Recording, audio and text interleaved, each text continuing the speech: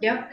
That was pretty much it. You know, I worked for 8 months to find what I was really comfortable with. It took me 1,000 trades to get to my first 100,000. And in those 1,000 trades, because those are a lot of trades, in those I was able to find my personality, taking my singles and finding the right strategy for me. And then after that, it was just repeating what I learned about myself and scaling up and sizing up into what I learned in those 8 months. So I've never heard anybody in all this time, Mariana, say, find my personality. That to me is your jewel, is that you are very clear on your personality.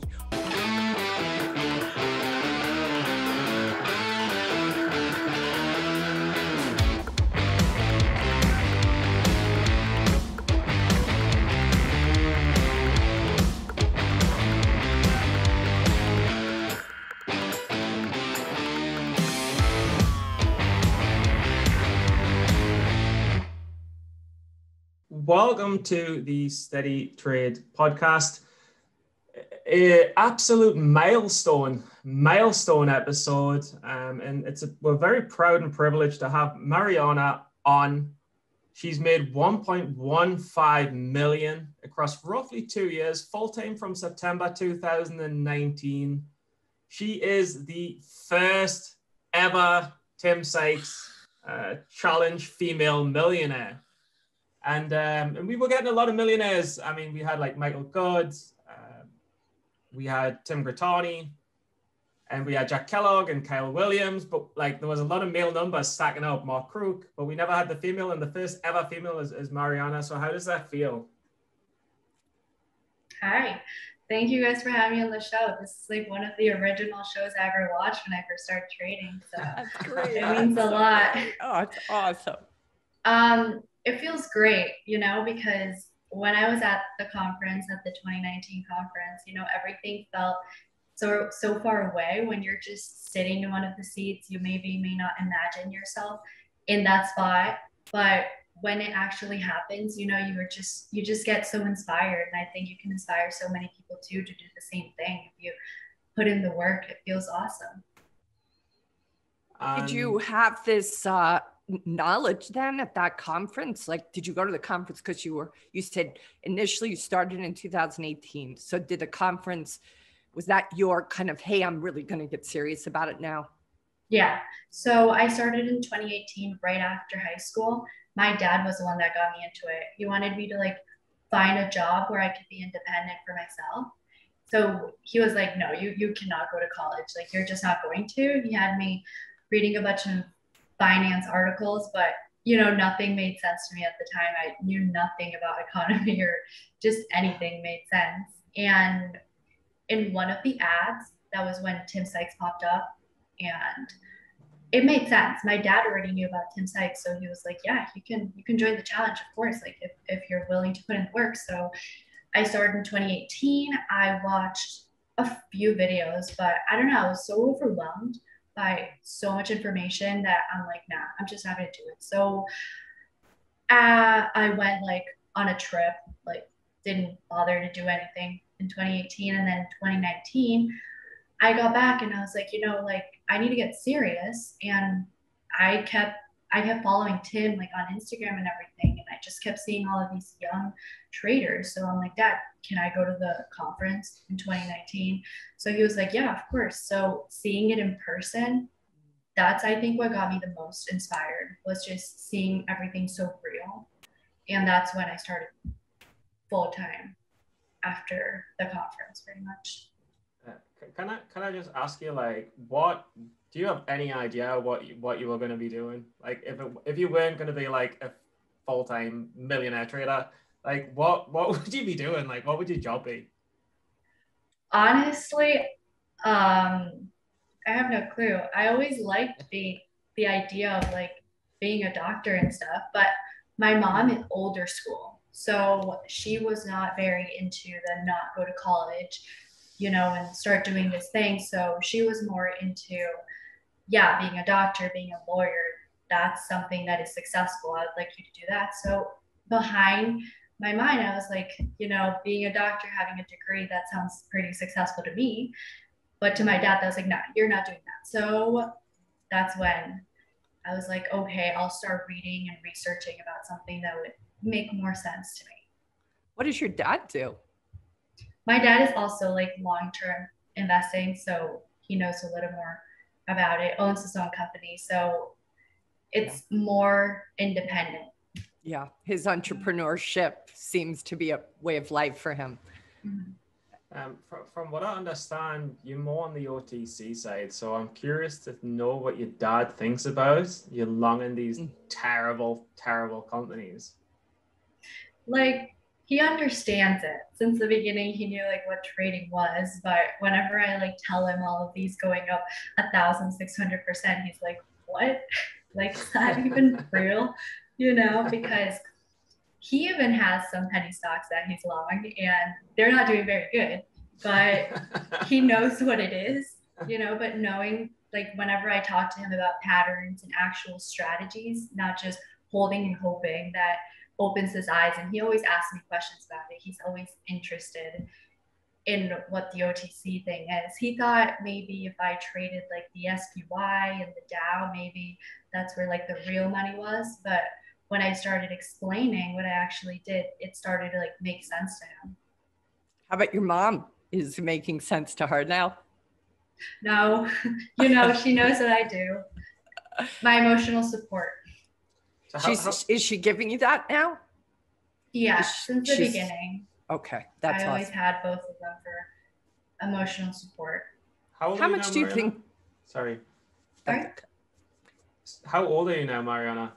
I'm 20. I turned 20 in October. How much do you think their support has helped you, your parents, having your parents' support? A lot. It's helped me a lot. I didn't have the confidence when I first started trading, and they were like the ones that kind of told me to like keep trying, treat it like college. You don't have to make money right away. And knowing that trading involves so much emotion, and that in every single day it's a different emotion. So having them someone to like talk to is something that has definitely helped me in trading, because it just eliminates that part of discouragement. Yeah. What informs the discipline? Sorry? What informs your discipline?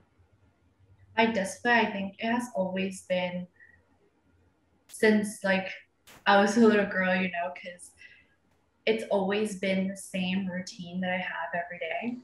That I don't know, like from bringing the outside world into the market, being disciplined in your life can also help you being disciplined in your plans, in your trading plans, how you want to execute, following them. I think that has helped me a lot in trading too. Yeah, I'm just kind of curious.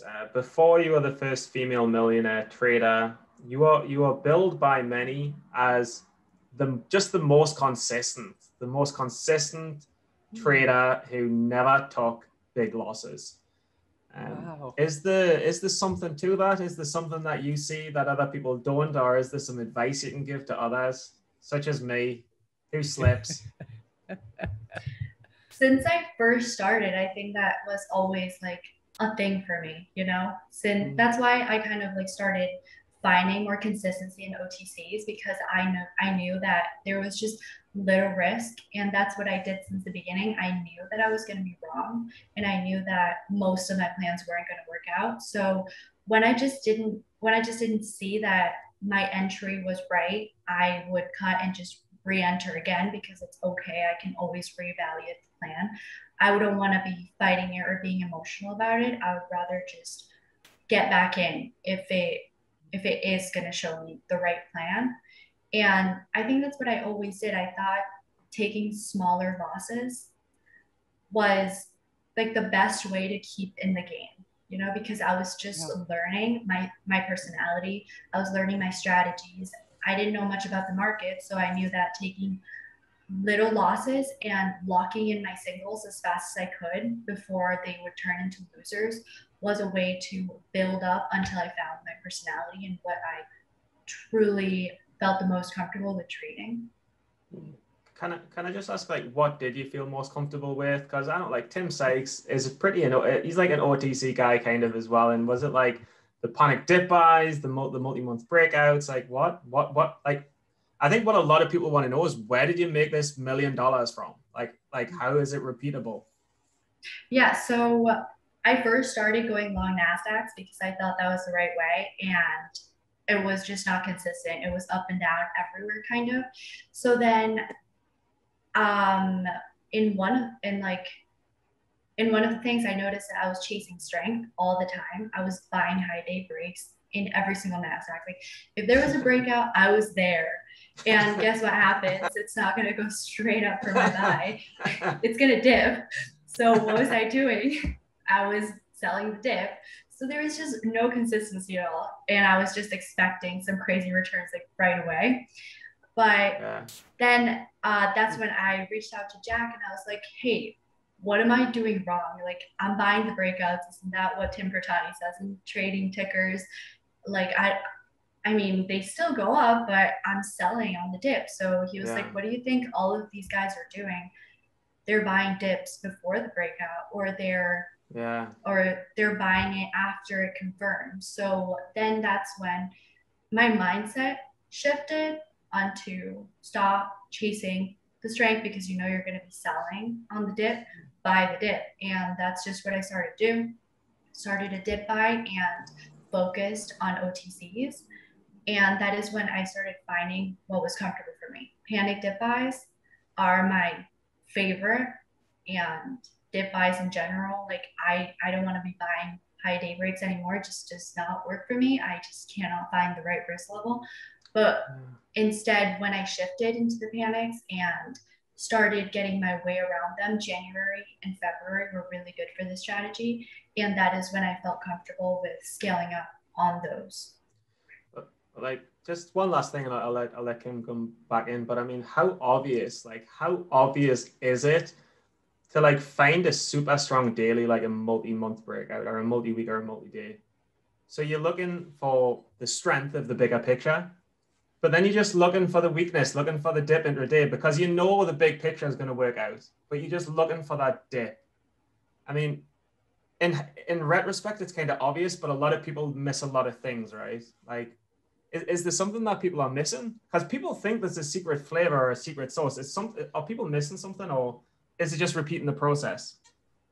I think it's just repeating the process and finding like what makes you comfortable, because there are a lot of people that are very profitable on buying breakouts and finding good risk. But for me in the beginning, I was not willing to take wide risk on any of these trades because I didn't see the potential return for the type of risk that I was taking. You know, if I was risking a lot, then I knew that I was going to take a loss, because just while watching your loser just keep growing and growing, you're like, when is it going to come back? Is it even going to come back? You know? So I stopped doing that. And instead I tried a different thing that was maybe finding something that was close to the risk that I wanted to take, and then letting it work and just taking my single when I had it. And then when I found my personality, that's when I started to grow more, because I knew what worked best for me.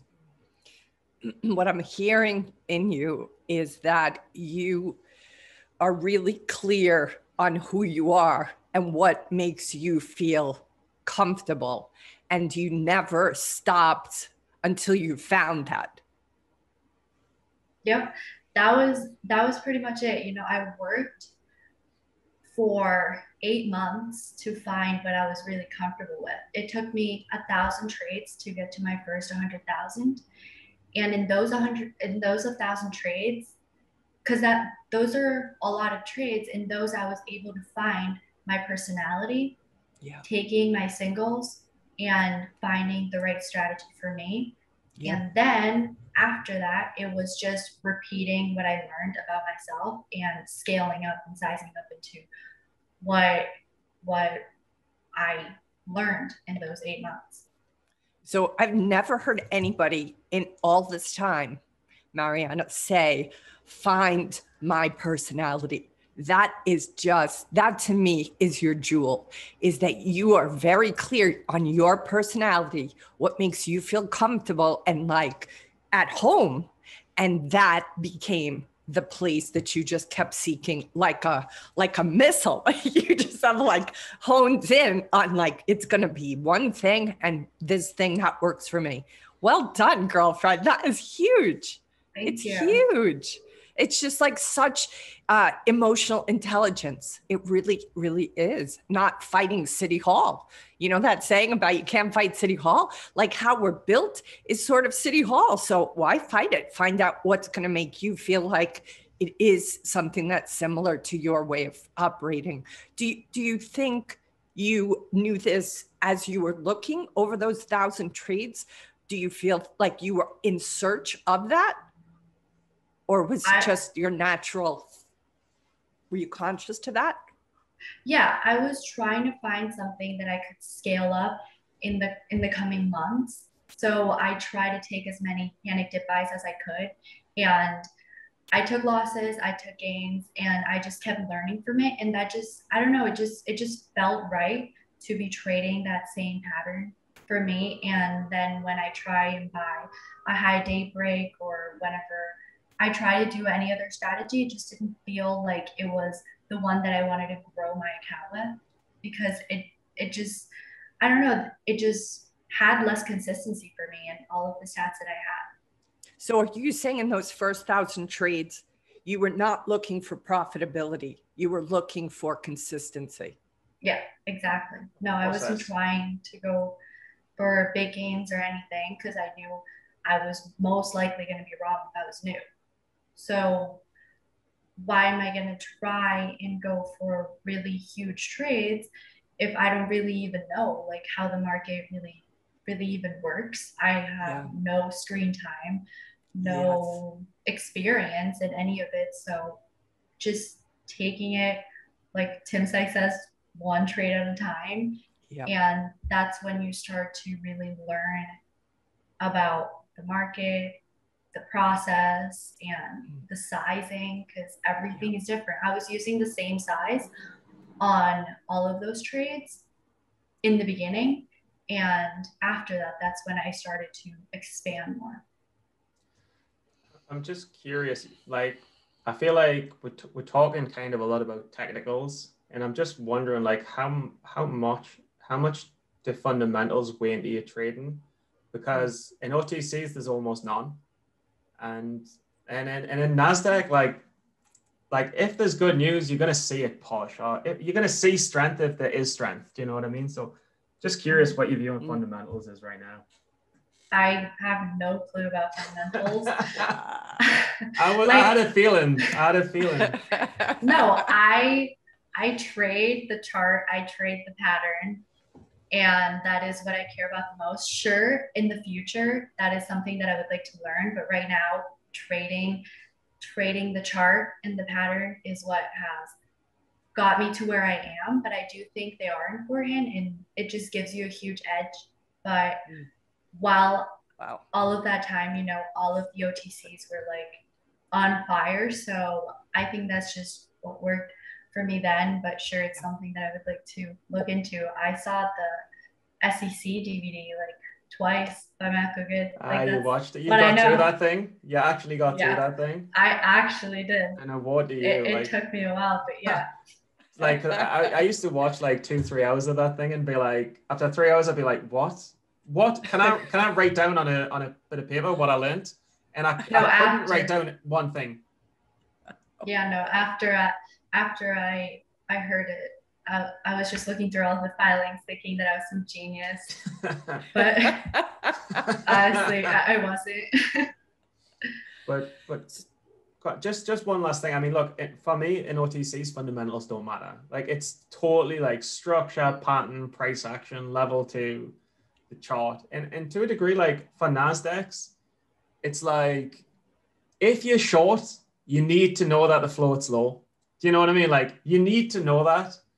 And if you're short, and it's light volume, it's good to know there's a ton of dilution. But I mean, as a long trader, if that breakout's breaking out, then I don't really know. I can see how you've come so far without fundamentals. Yeah, and I don't trade NASDAQs often either, so I'm not worried about the offering pre-market. But What do you feel you have? How are you planning? First, have you celebrated?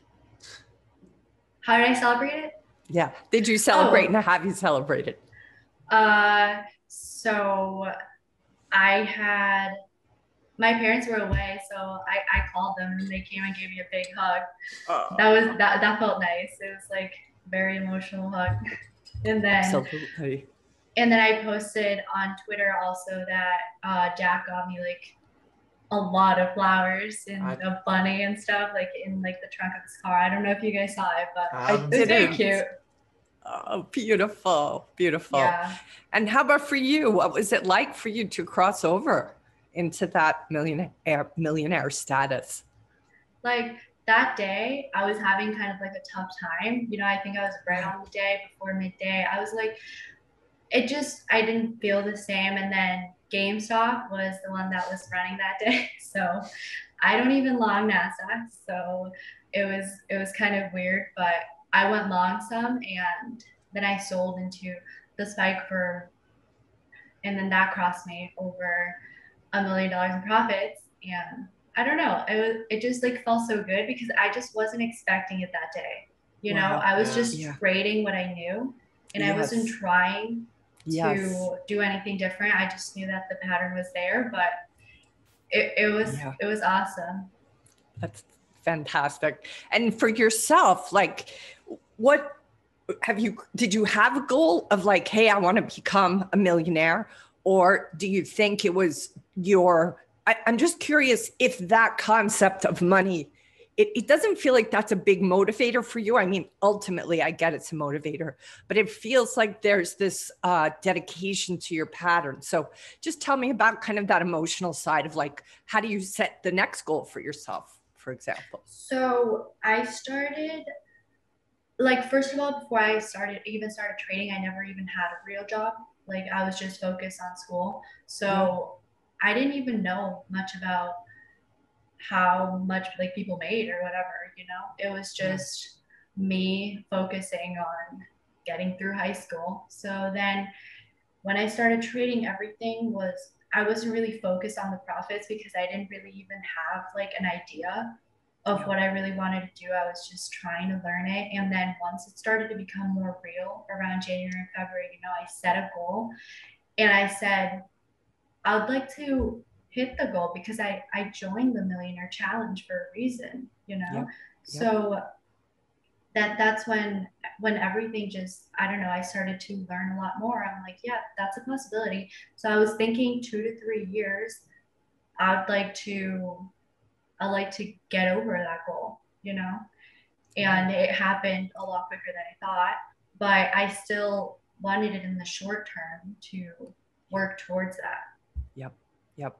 What are you willing to share with us? Like how often you trade, what your day looks like, just like what time do you wake up? Just give us some of the kind of basics that people can say, wow, let me see if I can repeat what she is doing. So I get up at around 6 and then I work out and then I just get behind the screens. I start with my watch list. I start with my plans and then 9:30 I'm trading. All day I'm trading. Right now during March, it's been pretty slow. So midday, maybe whatever it is, watch something, just relax or go out. But it's snowing out, so I can't go out, but whatever it is. And then get back during power hour. But most of the time during February, I was trading a lot. I took around 200 trades per month. Wow. January and February, I took 200, but this month, it's only been like maybe like 40 trades that I've taken overall. It's been significantly less, but I'm still always making a trade. Now I'm thinking more singles, more just staying consistent because, you know, it's March and it's just been a lot slower. But and then after that, I will just keep looking at the market and then just relax after hours. But I don't do much of partying or stuff. Yeah. So you're sleeping well, you're exercising, you're I'm taking eating good care healthy. of yourself, you're eating healthy. Do you feel that impacts your ability to trade the way you've been trading? I think so. Well, I think that being healthy would just make you more awake, make you think better, just helps your brain more because your brain is like getting your soup in. Yeah, for sure. Like thinking. If people want to repeat like kind of the progress you've had, like I was just curious, like what's on your scanners? What are you looking for? Are you trading these 1 cent, 2 cents, 3 cents? Yeah. The what is it, MMEDF or whatever the mushroom place in what's getting hot? Is it that kind of style? Yeah, I'm trading every OTC that shows me a pattern that I would like. So any OTC that is trading maybe more than 1 million a day and then up more than 10%. You know, the same thing that Tim Sykes also looks for, percent gainers, and then keep it on radar for a potential breakout in the coming days or a panic dip buy if it's up too much or a first red day. I don't short, but I'll look for the bounces. So I will keep everything that is OTC on watch. And then from there, I'll always keep it up on my screens and then react to them whenever they like present anything. Stephen, I have a question for you with something Mariana said. She's specifically talking about how many trades she takes per month. I don't feel like I've ever heard anybody speak like that before. Well, I mean, look, I mean, a lot of the degens, I chat a lot with like Papa John and Dan Irish and Jack Kellogg, and I group them under the degens, and I'm the degen. There's no offense there, but I think they're like, I mean, I don't want to speak for Jack or whoever, but I know like Dan Irish and Papa are hitting like 10, 20 trades a day, and I'm often hitting like 10, 15 trades a day. So Mariana's style is definitely different. Tell me if I'm speaking out of turn. I think I'm right. I think that's how the guys trade. It appeals to me, Mariana, that you are connected to the counting how many trades, because it feels again somewhat like there's an organization to it. There's a sense of what's the word, boundary or template you're following. And that appeals to me because I'm a baby trader. You know, I've taken my one trade and I haven't taken another trade since. So I'm starved for that template and the boundaries, like the, what is that called on the roads? You know, those, the safety guardrails. It feels like you have these safety guardrails and that's appealing. So go ahead, Stephen, and Mariana too. I was just curious if that's something that potentially is wise. Yeah, I mean, I just like to have an idea. Profitly always shows me all of the stats. So it's just an idea of how, I don't know, just for me, it gives me an idea of how the market is behaving at that moment. So if I don't have a lot of trades and I didn't take more like on the first week, it just tells me, okay, it's a slow market. I don't really want to like be pushing. If I'm already taking less trades, I might as well until the market tells me otherwise. Yeah, no, you have a profound sophistication that like 10 years on, I still don't have. Because the most common mistake a lot of traders will make is it will get quieter and they'll push more size on worse setups. Where you and I do it, like I nearly did it today, and you somehow have that nailed down where you don't do that. Like, and I don't know about you, Kim, is that like, your human needs are met and you're a complete human and happy and you just don't need to have, like, how do you do it? Like, what's this? I just don't get how you've got this crazy discipline. I just wonder if it's you're a woman. I mean, honestly, because we don't have that testosterone coursing through our veins to, you know, that's part of what the studies say, is that because women are just built a little bit different. But please answer for yourself. I didn't mean to interrupt you. Tim? I think that maybe it was like the way I built the foundation of being okay with consistency, that whenever it's back to a slow market, it's okay to be consistent and taking small gains and not pushing size because I'm used to it. So the past 3 months have been insane, but now we're back to like how I started, just taking singles and selling soon. And I don't know, just cutting the losses really quick because I was already used to it in the beginning. And also, yeah, like I've talked to a few traders, and they could also say that being a woman can help a lot because I don't know, we think a lot before we do stuff. So maybe we're not like, oh yeah, I need to like make a million next trade. Exactly. We have tendency, I think, in general, just because of the culture we've been raised in, to be very, big picture, where we look at the big picture and not perhaps, we don't feel like it's going to define us in a way that I think men, unfortunately, culturally feel the gun to their head that it will define them. And we're like, no, this won't define me. Like it's more accepting. Yeah. Just of maybe having slow days, just not always having to have huge gains. Yep, for sure. But there's certainly nothing wrong with having a slow day. I mean, you get to the point, fortunately, and like you're well then, and even I'm there where like a quiet day is a day of doing nothing and being lazy, which is kind of cool when you've worked so hard for so long. But I think a lot of new traders don't really see that. Mariana, I'm curious, when are you joining the short side? I'm interested. That would be fun. I mean, or would it? I mean, I'll keep you guys updated, but I'm trying to open up a shorting brokerage soon because nice. I do think that there's a lot of potential in the short side. I'm just taking a lot longer to get that. I mean, I wish I had it for a long time, but also a lot of stocks did go down for like 3 months, so I'm okay with not having it. Yeah, so that was a tough time. I think it even helped me, not having to fight everything because everything was just kept going up. But yeah. I am interested. I think that being the most well-rounded you could be, because there's just so many strategies that you can just see whatever pops up, and if like I understand it, then sure, I'll take it. I'll trade some NASDAQs on the short side also, but only when E-Trade has shares. So that won't be a lot, but there's a lot of good opportunities too there.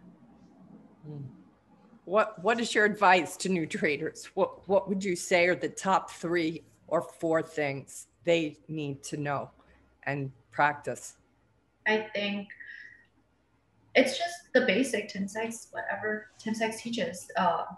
Take singles, lock in gains, don't focus on the money size, focus on consistency, and take it one trade at a time. It's the exact same thing he says. I think they're also important. Just no need to rush it. If you, like I said I think in one of my tweets too, if you're going to be trading for like 30, 40 years more, then it's okay to take a few years just to learn. Yeah. I loved how you said that the advocacy from your parents was to treat these first few years as your college education and not look towards being profitable right away. And it feels like exactly because you did that, you did become profitable. Yeah, I had less pressure. Yeah. So I think that obviously helped me because it took a lot of emotions off of my shoulder, a lot of pressure off my shoulders, so I could focus on the small steps that it takes to be profitable. Yeah. I mean, look, the thing that I really like about it is that trading is seen as like a male-dominated arena, and But like all of a sudden, I see like a lot of women getting into it. Like I see a lot of women on Twitter, and then these women are connecting, becoming friends and stuff like that. And then now there's the like first female millionaire. Like, I mean, how does it? I don't even know what to ask. I just want to acknowledge it. I'm like, how does it feel to be like the leading figure, the first one to do it? I mean, I love it because when I first started, it was a lot harder to be inspired because I didn't have one person to look up to that. Well, I mean, I did, obviously, because all of the young traders were all inspiring to me. And that's what got me into trading in the first place. But I remember going to the conference and leaving right away because there were only guys. So who was I going to talk to? Like, that was just so intimidating. Did you leave straight away or you did not? Did you leave straight away? No.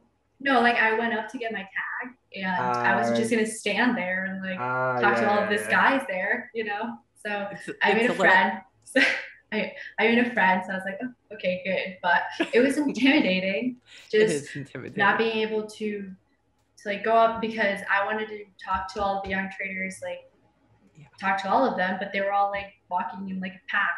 So I'm like, wow, I can't just like go up to them and talk to them. Like that's just awkward. So maybe I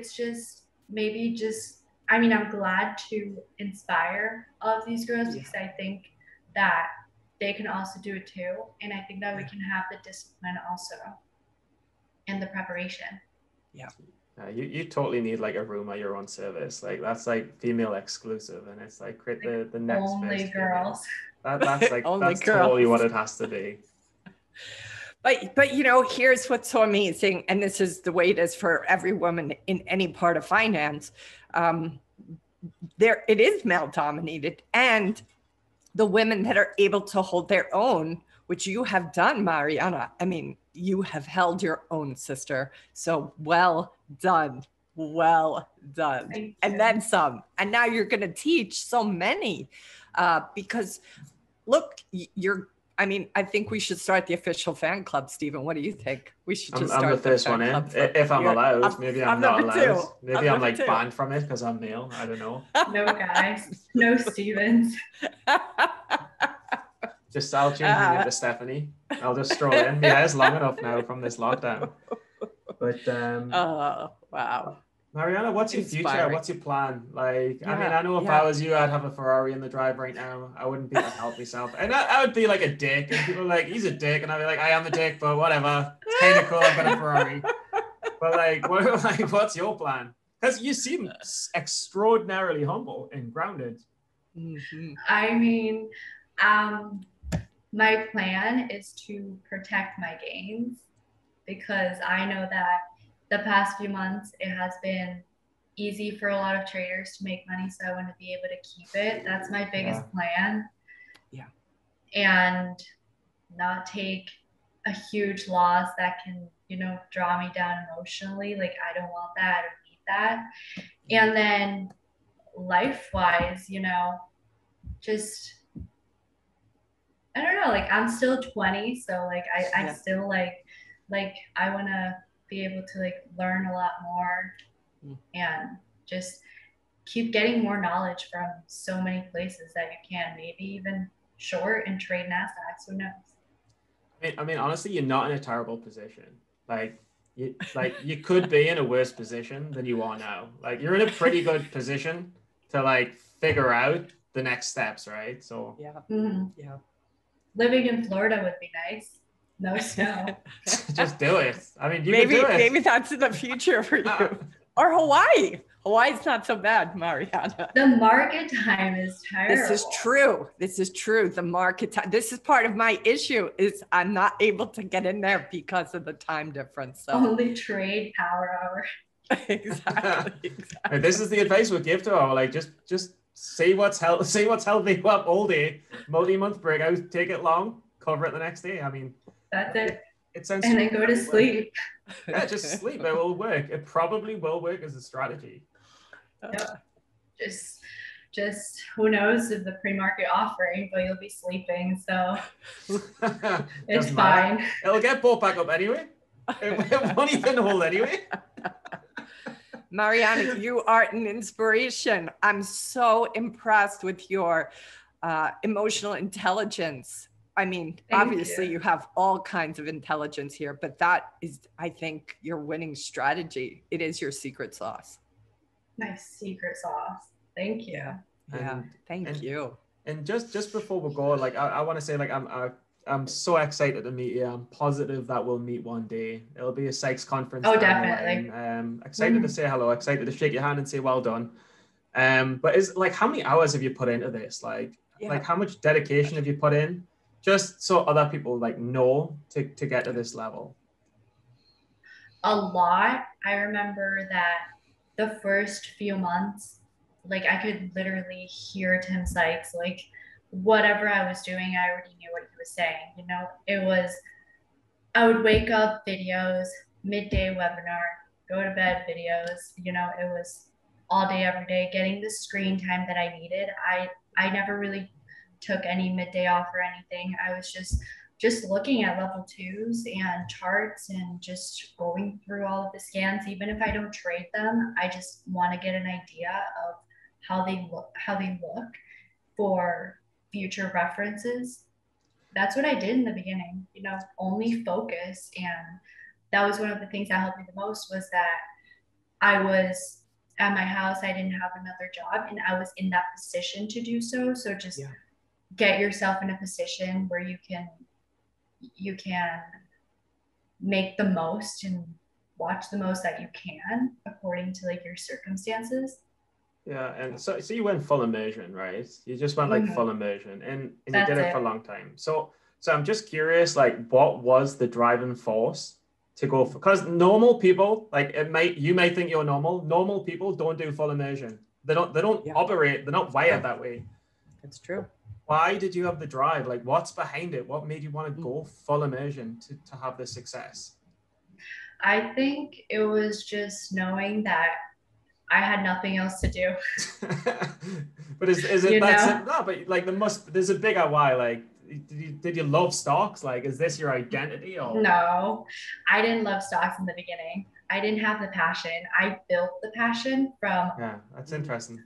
From how much I actually liked it. And when I started to trade, that's when I started to build the passion. But I remember that when I first started, nothing made sense. Everything was just so overwhelming that I don't know. It just, I thought that trading would fit my brother more than it would fit me. So in the beginning, it was just something that I didn't have, but I knew that if it worked out, it could give me the potential that I needed and that I wanted. So the freedom. I would just stick to it and know that if it worked out, it was going to be good. And I knew that I would put in the work. So after the 2019 conference, I just got so inspired that I wanted to do it my whole life. So that's just what I did. And I took my time because there's not a lot to do up here where I live. So that's all I did. I was used to working really hard in high school too. So I was already used to that kind of when I just started. That discipline that you showed in high school, do you think that that's just your personality, your temperament to be disciplined? Yeah, to put in the best that I can into whatever I do, really. Because that's what I did for everything. Sports, health. Yes. School. Yeah. Friends. You know, everything I did was like full, and I would have no distractions because I knew when was the time to do it and when it wasn't. So I always had an organized schedule. Yeah, like you're like born with pretty good like genetics, like to just be good and be a doer and do all of the right stuff. Like I'm like studying, being like, oh, should I buy a bottle of whiskey? Like, oh, I kind of want that bottle of whiskey. Oh, should I just go out and get really drunk? And then the next day I'm like, oh, I'm so hungover, but I need to study. Like you're born with like no devil on your right side. That's how it seems. Yeah, it has a lot to do with the way that I was raised too. You know, my mom is the exact same way I am. Yeah. Whenever she does something, she does it like 10 times. You know, it's like a lot. Yeah. Same as my father. So it was just something that I grew up like seeing. Mm-hmm. That it just kind of like seemed right to put everything into whatever I was doing. And I knew that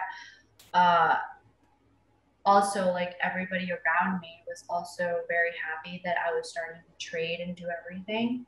Wow. So that also like pushed me more to like show them that I could do it, because they were by my side. So I wanted to give them good news. Yeah. Yeah. I could see that. It's really beautiful. Really beautiful. Well, this has just been, you've given me so much inspiration, girl. I can't even tell you. Awesome. Really, really, really impressive human being, and just wise beyond your years. Really wise beyond your years. Thank you. Yeah, thank you. Thank you. Okay. I'm glad to inspire you. Thank you really for the definitely interview. have. I'm just curious how your brother's doing. My brother's playing video games. How's he trading? Nothing special. No. Not yet. He's playing video games. I mean, I think it would be a great fit. You know, I think it would be a great fit for him because he's been playing video games forever. Is he older or younger? Younger. Okay. He's my little brother. Well, not very little, but he's taller than me, but okay. You know, little brother. And he only plays video games. So maybe in the future, who knows? Get him in the game. It would be great. He might, after what he's watching his sister do, he might be inspired to just consider. Just do it too. Just do it too. Why not? Any other questions, Stephen? No, it's a wrap. I'm just, I think what you've done is awesome. And thanks for the great interview. Yeah. Thank you guys for having me on the show. I've been watching it forever. That's so great. So great. Well, we're going to have you back. So we're going to check back in perhaps in like 3 to 6 months, stay in touch, and we'll have you back on. Awesome. Okay. Awesome. Okay. Terrific. Thank you. Terrific. Yeah. Thank you. Do you want to close it up? I guess that's been the SteadyTrade podcast, and Mariana is the most steady of traders out there ever in history. So the name is dedicated to you. So thank you for that, and thank you for coming on.